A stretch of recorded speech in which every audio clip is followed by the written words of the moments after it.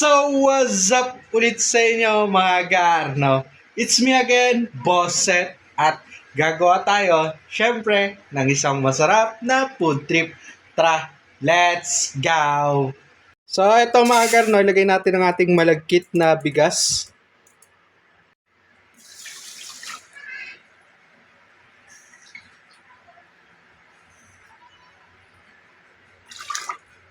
Ayan mga gar, no? Nabuksan na natin yung apoy.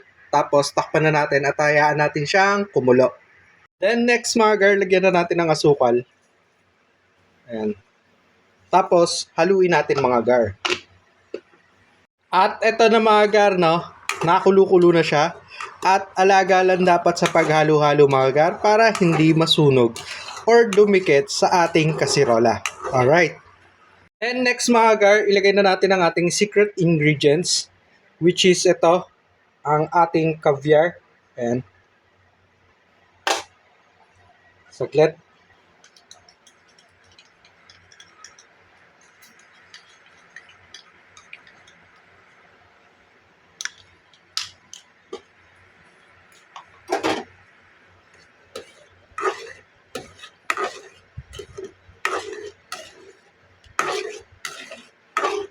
At lagyan na natin siya ng gatas mga gar.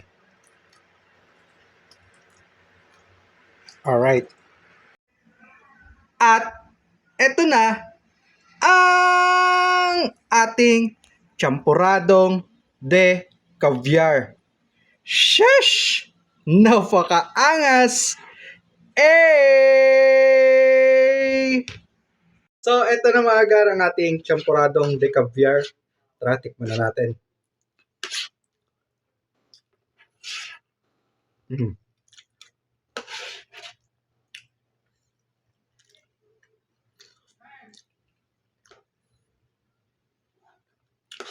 Medyo nawala yung pagkaalat ng caviar mga gar.